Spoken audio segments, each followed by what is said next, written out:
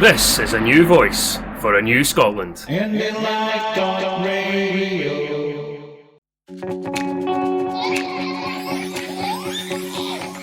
IndyPram, yes, IndyPram on IndyLive Radio. IndyPram, yes, IndyPram on IndyLive Radio. Well, welcome to the latest IndyPram podcast, and my guest today on this special day after the EU election results is Paul Kavanagh, better known as Wee Ginger Dog. Well, you've actually got the wee ginger duggers down there lying below us. Yeah, so if you hear any footsteps, it's probably Ginger walking around. But he's quite happy here because Ray's his foster daddy. Oh, I wasn't letting that on. Well, there you go. There's that secret. There's that secret. The secret's out. So, yeah, Ray very kindly looks after Ginger when I go away. So Ray and his wife Sandra very kindly look after Ginger when I go away. So. It's a pleasure. The dog is quite happy to be here. Yeah. So. Oh, he loves it. So if you hear any clacking about, that's the dog's paws on the floor. Right. Paul, what's your thoughts on last night? Well, it was a good result. 3 MEPs is an excellent result for the SNP. They came first in every single Scottish constituency, every single local authority area. They except Shetland and Orkney, and in Shetland and Orkney there were only a few hundred votes behind the Lib Dems, so they've made substantial gains in every part of the country. The Labour and Conservative vote collapsed, and I think we can now safely say it's past peak Ruth. Oh, absolutely. Yeah. So I think the kind of whole Ruth Davidson for First Minister thing is, we shouldn't be hearing much more of that. No, I think that violin's been put away in the case. Yeah, a very, very small one. Aye, because when you look at the votes in the Shetlands and Orkney, though Lib Dems were ahead, their vote actually slipped back by about 4 or 5%, whereas SNP vote was up 8%. Yeah. So that's a healthy move in the right direction. But I totaled up the votes for various different parties in Scotland. I mean, the vote in England was kind of, it was a very much a curate's egg in England and Wales. You couldn't really, both opponents of Brexit and supporters of Brexit could point to those results as saying it was in our favour because there was a surge in support for the Lib Dems.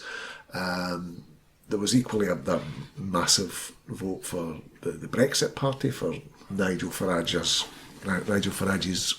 opportunism party, as I like to call it, and but you couldn't really say equivocally one way or another what we England and Wales were wanting to vote. It was that they remain as divided as ever. In Scotland, the picture is very, very different. Scotland gave a clear and unequivocal message in that election. 62% of the Scottish electorate have voted for either the SNP, the Lib Dems, the Greens or Change UK, all of which are parties which want a second EU referendum. And 62% of Scottish voters have clearly backed parties in favour of a second EU referendum.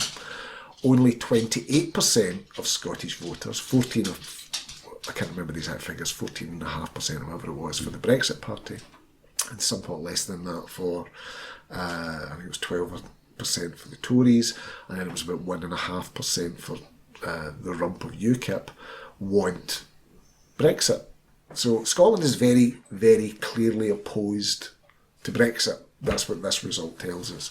So I think now we're in a position where if Scotland is taken out of the European Union, the Conservatives are already saying down south that, this result's saying that, that we have to get on delivering Brexit. Scotland is saying, we want a vote. We want a vote on our future. And the case for a Scottish independence referendum, I think, is now unanswerable. Absolutely.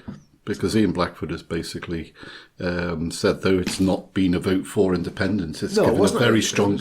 It's given a very strong indication of how the nation of Scotland has a totally different outlook. The question I think is going to be for those people who backed parties in favour of a second EU referendum in Scotland, but not parties in favour of a Scottish independence referendum, specifically the Lib Dems and Change UK. And what their opinion is going to be on should Scotland still have the right to decide its own future if we are indeed taken out of the EU without a referendum. Because the Tories, I think, are definitely going to try and use these results to double down on... They've been panicked. They've lost a significant vote to, the right-wing populism of Nigel Farage. They want to get that back. And they're going to try and out-Farage. So I think we're now in a position where it's far more likely. I mean, it was already pretty likely, but it's now far more likely that the Tories are going to pick someone who is a hardline Brexiter for the next Conservative leader. I think Boris Johnson's chances of becoming Tory leader, they were already pretty good. I think they're now better than they were before, because I think that a lot of Conservative MPs will be making the calculation that he's the only one who's got the sufficient populist clout, even though that sounds ridiculous to say that in a Scottish context, but a sufficient populist clout, certainly with the electorate in England, in order to challenge Nigel Farage. That is something that Alistair Campbell mentioned today, that, this is this democracy where 110,000 Conservative Party members get to choose the Prime Minister of the UK, and not 60 million. A lot of those people wouldn't even have voted Tory at that last election. Well, Campbell himself admitted he voted Lib Dem. No, I mean the Conservative Party members. The Conservative Party members who are electing the next Conservative leader, a big chunk of those people will not have voted Tory. They'll have voted for the Brexit Party. What a mess. What chaos. I know. So how's that stability of the United Kingdom working out for you? Strong and stable. I know. It's just a farce. It really is just a farce. So what route do you think Westminster will take when they absorb this result? And the treatment of Scotland. Well, Scotland's going to be ignored anyway. I think that's the one safe bet. That Scotland won't really figure in their calculations. What I do wonder is that since the Conservative Party is going to tack even further to the right to appease the kind of English nationalist, Brexit voter, I suspect that some new Conservative leaders might be willing to sacrifice Scotland in pursuit of Brexit. If that's what it takes for them to get Brexit, if it's a choice between the United Kingdom or Brexit, if it's a choice between keeping Scotland in the UK or Brexit, they'll go for Brexit. No. And that's good for us, but it's pretty bad for England. It is. Because I've always felt independence for Scotland would actually have a knock-on effect of being beneficial to England, in particular the north of England, where I originate from. That we suffered so much from the wealth being drained from the north of England, by the northeast or the northwest, down to the southeast. Well, there's just structural problems with the entire UK. The way that the entire UK is organised, is basically a huge big money vacuum, and money and resources all get sucked towards the southeast. The difference is that Scotland has some kind of institutions and a national identity that's able to act as a bulwark against that, whereas the north of England doesn't. True. So I mean, the north of England gets treated even worse than Scotland in a lot of respects when you look at things like the investment in transport infrastructure, for example. Scotland does worse than London. Everywhere does worse than London. But it doesn't do as badly as the north of England. Because we are protected by an extent by the Barnett formula. And that's something that I think is now under threat with this appeal to English nationalism that the Tories are going to go for. I think that the Barnett formula is seriously under threat, that the Tories will say, it's terribly unfair that Scotland gets this extra money in inverted commas, and why should we be funding Scottish public service? That's what we're going to be hearing from them, and they will attack the Barnett formula. And if they do that, I mean, I've seen some anti-independence commentators, particularly in the Daily Record, saying that, if that happens, if the United Kingdom accesses the Barnett formula, there is no longer an economic case for Scotland remaining a part of the United Kingdom. Exactly. Because I was listening on LBC yesterday, and the conversation was regarding tuition fees, and they were complaining about the amount of debt that students are leaving, and they're not getting enough income to actually start making the payments, and the interest rate that they pay is 6.6%. Yeah. And they're talking about, well, how about reducing the level of fees to 7,500? I thought, come to Scotland, you get none. Totally different ball game. Yeah. And then I think, it's. I've mentioned this before, but I'll still say it again. We are so cushioned up here that I feel there's so many residents of Scotland who are not politically in tune, that just don't appreciate how well off. Partly it's because we don't really have a strong Indigenous media in this country. Yeah. The Scottish media is essentially a branch of the British media. We get, a lot of the newspapers that dominate the shelves are UK newspapers with some Scottish sports pages. Because I think it'd be great if someone like, let's say, STV transported, say, half a dozen undecided voters to live in England for 6 months, and then brought them back and says, right, have you made up your mind yet? I think that'd be six yes families. Well, yeah.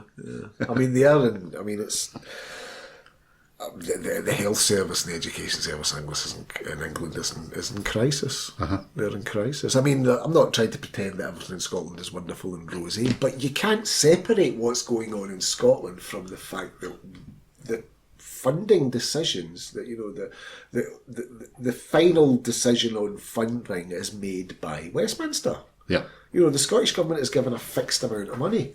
It doesn't have the freedom that a national government has, an independent state has, in order to make, borrowing or its own investment decisions.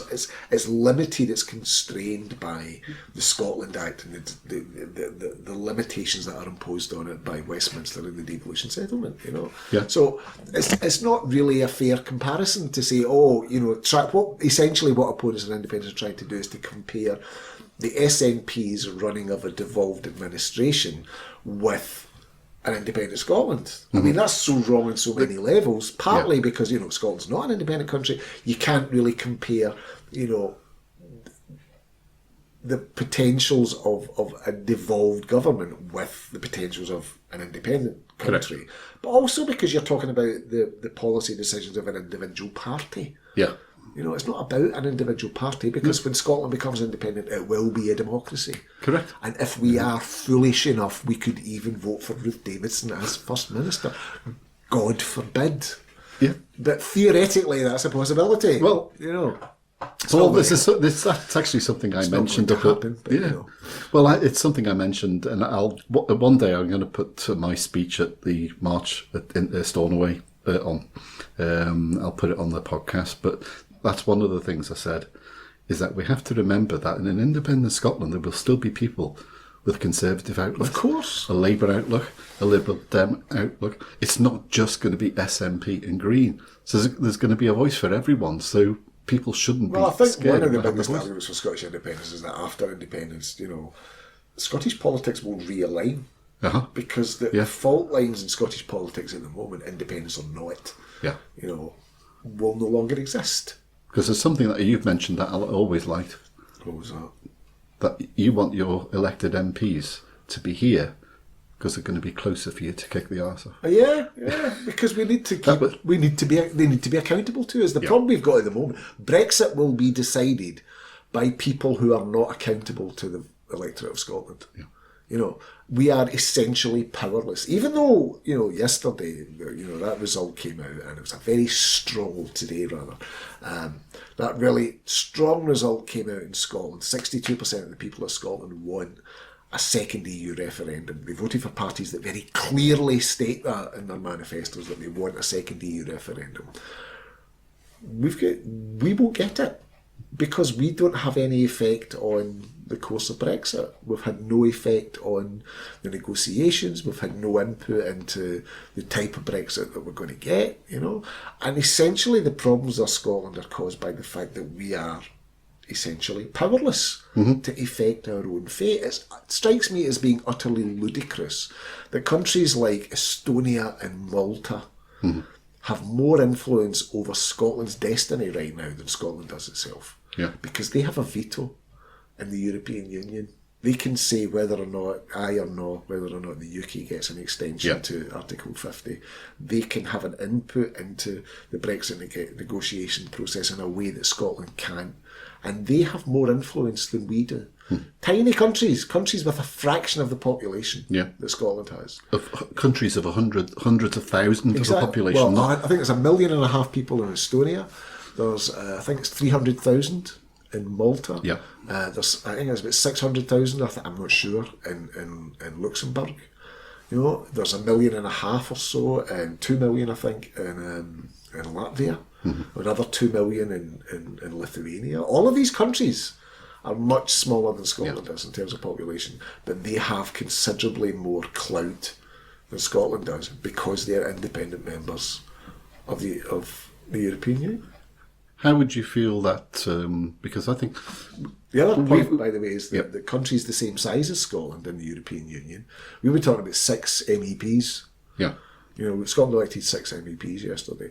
We've got 5 million people, 5.5 million people, whatever, in Scotland.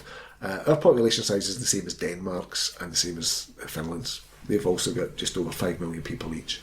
They have 13 MEPs each. Wow, more than double the voice. More than double what we've got. More than double the voice for their country. Yep.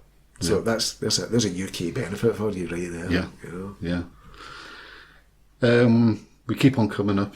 We did in 2014 with all these reasons why Scotland should be has the ability to be a sound, progressive, independent country, but we're still not addressing the concerns of people regarding that divergence.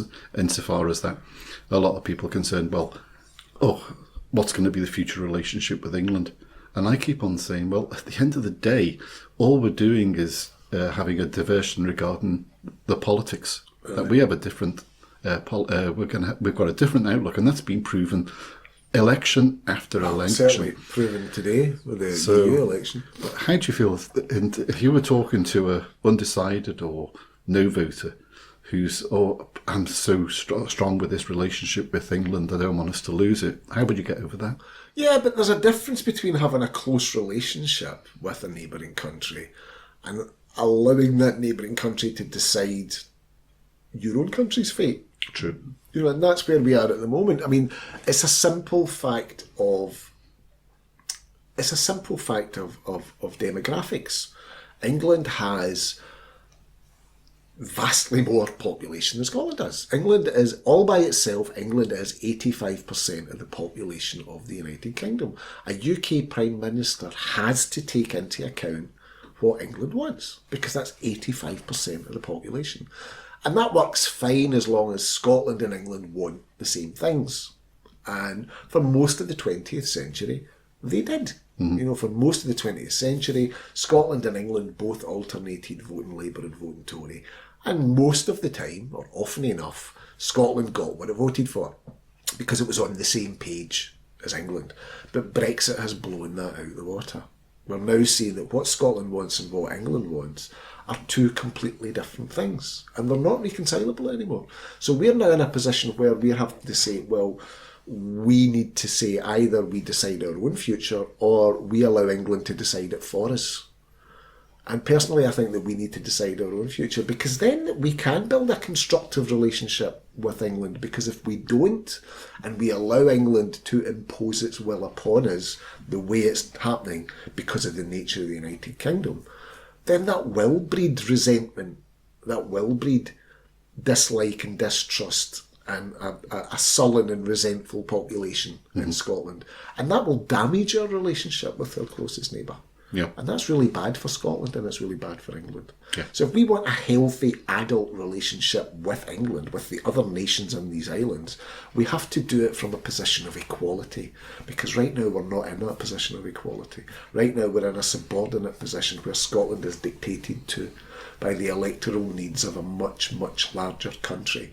And there is nothing within the framework. This is something I pointed out a while ago. if you want to argue that the United Kingdom really is a union, then tell me what structures exist within this United Kingdom to protect Scotland from English nationalism. And there aren't any. No. There are none. No. You know? There's nothing. There are no constitutional blocks that Scotland can enforce. There are no constitutional protections that Scotland can appeal to. Scotland gets what England tells it to because England is so much bigger than Scotland is. Yeah. You know, and it's a simple fact of demographics.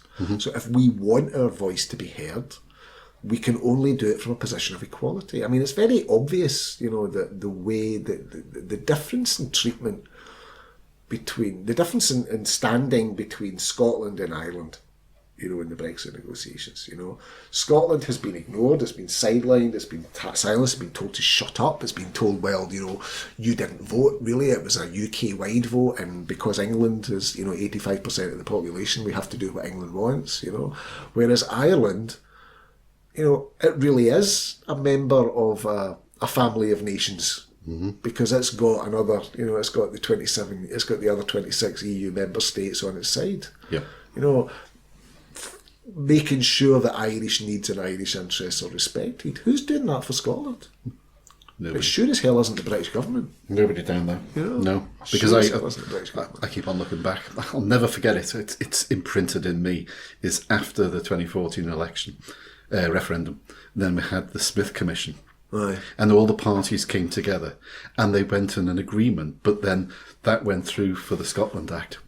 And I will never forget the fact, it's not just the fact that Cameron came out and called out evil, Aye. okay, English votes for English laws, but it was the fact that over 100 amendments to improve the Scotland Act, which is, it's when it's in that process of the discussion, you have an agreement of what goes through, but the fine print, the dotting of the I's and the crossing of the T's is what's agreed and passed in Parliament. And over 100 amendments by the SNP were totally and utterly rejected. That's right, yeah.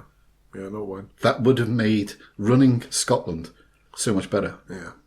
But I mean, the key promises that they made to us in 2014, I mean, one of the most important, there was a couple of very important promises. There was the obvious one about the only way that we can remain a part of the European Union, you know, is to vote against independence. And that's obviously where we saw what happened there. But the other one was that the promise that they made that it would be enshrined in legislation that no changes could be made to the devolution settlement without the express consent of the Scottish Parliament. Yeah. Because after all, the devolution settlement is founded upon a referendum. It's founded upon a referendum in 1997 when the people of Scotland overwhelmingly voted for devolution. And that's the democratic legitimacy of the devolution settlement in Scotland. And again, you could argue that was reinforced in 2014 because it was a conditional vote against independence. We weren't voting. We were told in the final days that there is no status quo. You're voting for safer, faster, better devolution. You know, we were told that. And they said that, yeah, okay, we're going to enshrine this in law, that no changes can be made to the powers of the Scottish Parliament, no changes can be made to the devolution settlement without the express consent of the Scottish Parliament and the people of Scotland. And they just ripped that up. You know, they put it into law and then they went to court to prove that it was meaningless. And the UK Supreme Court said, yeah, well, it is meaningless, it doesn't mean anything at all, the UK government can do whatever the hell it wants. And then they went ahead and, you know, undermined the devolution settlement in a way that was really appallingly reported by the media in this country. It was about, it's kind of talking about, you know, it's all kind of detailed stuff about food standards and labelling, and it's not really, it's about the fundamentals of the devolution process. Yeah. You know, it's about who gets to decide what changes are made to devolution, and Westminster unilaterally deciding for itself that it's going to impose these changes on Scotland, even though the Scottish Parliament, and it wasn't just the Scottish Government, the Scottish Parliament had overwhelmingly said, no, we don't agree to this. Yeah. But it was imposed upon us anyway. So devolution's meaningless in that context. You know, there are no constitutional guarantees for Scotland in devolution at all. You know, and it's shocking. It really is absolutely shocking. Whereas under self-determination, everyone is working for Scotland. Well, exactly. Under self-determination, it's, Scotland is a sovereign nation. Scotland is a country. Scotland is an independent state. Scotland is able to say, well, this is what we'll agree to, and this is what we want. And it can't be imposed upon Scotland. Scotland can agree to have international treaties with other countries. It can say, right, we will agree to pool our sovereignty. But fundamentally, that sovereignty always rests with Scotland, and Scotland can at any time say, well, no, we've changed our minds, we're going to take that bit back, whatever, But that's the difference. Yeah. That's the difference. At the moment, what we have in Scotland is on the sufferance of the Westminster Parliament. I've heard some people say that they're afraid that, after Brexit, that the Tories might try and abolish the Scottish Parliament and stuff like that. I don't think they ever would, because they're many things, the Tories, but they're not stupid. They're not stupid, and that would go down like a lead balloon what I think throughout the world. What they will try and do is to hollow it out from within. Yeah. That's what they'll try and do. Yeah. That's what they'll try and do. And that's what was interesting, I thought, about these proposals from Michael Gove. When Michael Gove said, but we would reserve a part of the Scottish budget and keep it for Westminster for spending on, on devolved areas. Yeah. On education or health or whatever. And we would make decisions, to increase the profile of the British government in Scotland. Now that is trashing the devolution cell. Correct. Absolutely trashing it. And they would unilaterally make decisions in Westminster about what part of the Scottish budget Scotland is going to be allowed to spend. Because they're making it out as though it's a Tory spending new money. Oh, they're going to give there's 300 million for this and there's 500 million for that. Oh, wait a minute, the Tory government. So they will. Magic money tree. Business our own money. The Tories will undermine devolution without a doubt, without a shadow of a doubt. That's of course if they get back in at the next election, which correct. That's going to be. It's not looking very good for them at the moment. So I think the other thing that we can say is that the chances of a new general election aren't looking so good right now. I think the Tories will definitely not want that at the moment because they know they're facing wipeout. Yeah. But then on the other hand, once they do have this new leader is going to lack democratic legitimacy. And, there will be the question of, well, can you, as this new party leader, take Britain to a no-deal Brexit when you don't have a democratic mandate to do that? Mm-hmm. In the House of Commons might, a sufficient number of backbench Conservatives, and it doesn't take that many of them because they're already a minority legislation, might bring the government down. Yeah. So it's God knows where we are at the moment, really. Right. It's that security and stability of the United Kingdom. It's working out so well. Super. Thanks very much indeed, Paul. Great to get your feedback on the EU election results. And we'll look forward to the next podcast with you. All right, no problem. Thanks for having me. Andy Doug. IndyPram, yes, IndyPram, on Indy Live Radio. IndyPram, yes, IndyPram, on Indy Live Radio.